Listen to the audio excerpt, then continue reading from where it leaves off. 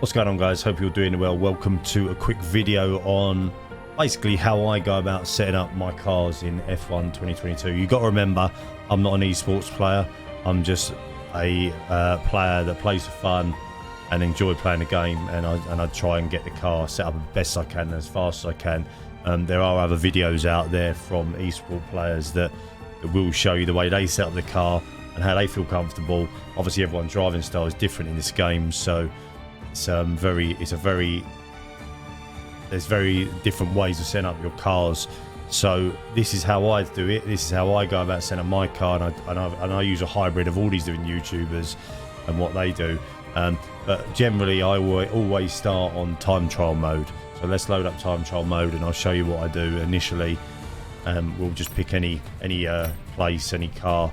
Doesn't matter. Obviously, make sure first of all you're on equal performance mode, because then all the cars are the same, all the handling's the same. Obviously, if you start changing that to realistic performance, you might get a slower car, blah blah blah, different downforce. But ultimately, when you're playing on online lobbies, which is what this is about, you will find that different cars, different setups handle differently. So just make sure it's on equal performance. I'm just going to pick the Mercedes just for ease of use, and I'll go to a circuit which I don't think I've really done many laps on in the past, and we'll use that. So if we go to, I don't know, we'll go to Singapore. We'll go to Singapore just because I haven't done many laps on this circuit. I've only ever played this circuit when I'm on either an online lobby, which is I don't do very well on it, or on the career mode. So what I do, I will always go into the online leaderboard and I will look at the top list of players. I don't generally pick the top person because sometimes their results are a little bit more wild than others. On Singapore, it seems to be a little bit more evenly split. So I'll just go and pick. Because what you generally find, once you get to the top lot of people, all their setups are roughly the same. I'll just pick this guy and I'll load his setup into my car. I then generally go into setup. And we're not talking about time trial setups here. We're talking about race setups, right? So time trial setups, you've got to remember, you don't have to worry about tyre wear. You don't have to worry about fuel loads and all that sort of stuff, which doesn't affect the performance of your car. We'll then go into the custom menu and have a look. I always have a look at what their setups are. So he has got a 50-50 front wing, rear wing. So I realised I ballsed up the recording, so I thought I'd quickly add this in as a bit of a post edit. I didn't really talk about the aero on the car and how you would adjust it on other circuits. So as I said, in Singapore, 50-50 makes sense. It's a street circuit, it's windy, there's a lot of bends, so you'd probably want to keep your aero pretty high. If you was to have it on, I don't know, say like an Austria or something like that, and I can't remember off the top of my head what mine is, the aero will be a lot lower. It's a lot of a quicker circuit. One of the things I've noticed across a lot of the setups from all different people, there can be sometimes a big gap between the front wing and the rear wing.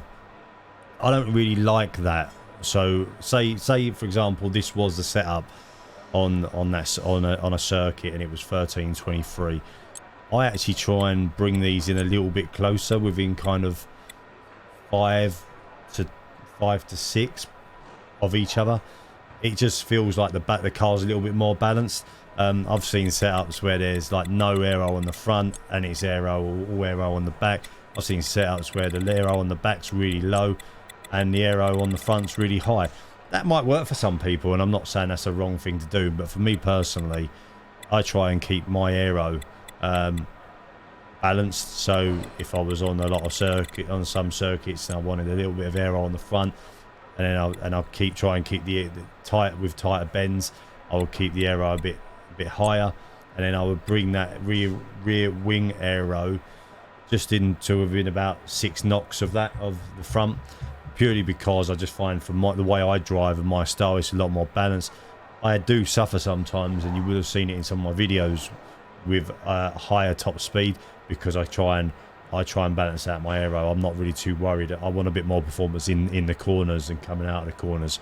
So I try and keep my aero very balanced. But that's what I do.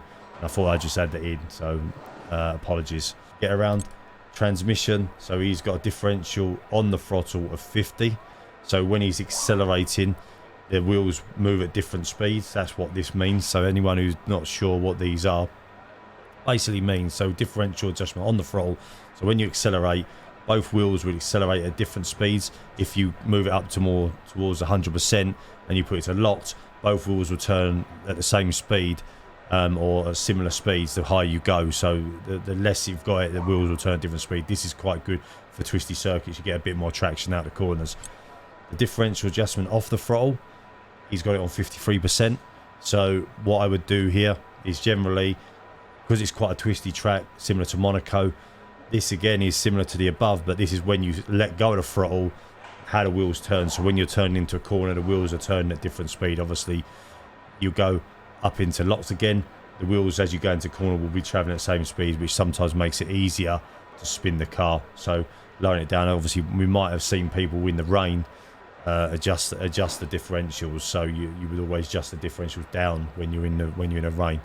So you got to remember, differential adjustment off the throttle you can't change during the race when you're racing, whereas differential adjustment on the throttle you can. So to stop tyre wear, you always want to drop the differential down as far as you can. So this is low, so 50, 53. I would probably, if it was me personally, for a race situation, I would probably even lower that to 50% in a race. Suspension. Pretty much every single person that I come across and every single person I watch has the same setup on suspension. Doesn't really make a massive impact on the car, although sometimes on some tracks I do sometimes knock up the front toe and the rear toe just a degree, just knock it up one depending on the circuit I'm on. But that all depends on your traction. Again, you will not, it doesn't make a massive difference, but I sometimes, depending on the track, I would knock that out, but I would leave that for now. Right, suspension. So again, this is something else, but I've seen multiple different opinions on this throughout. And it seems to be different on on different platforms. So on a lot of the consoles, all the top racers will end up like this. So front suspension 1, rear suspension 1, anti-roll 1. On the front, anti-roll on the back, on the rear one. You do get some of them just knocked that up to about 3 or 4, depending on the track, and that just stops the. So when you're going into a corner, that just stops the car from moving a bit more, and sometimes it gives you a little bit of better traction on the rear. So I think you'll find a lot of pro racers will drop their anti-roll to around 3 or 4. Generally having the rear suspension, and again I don't know if this is a platform thing, a lot of PC players seem to have their rear suspension similar to the rear anti-roll, but a lot of the pros and the esport racers will have their suspension at 1 and then just have their anti-rolls at 6.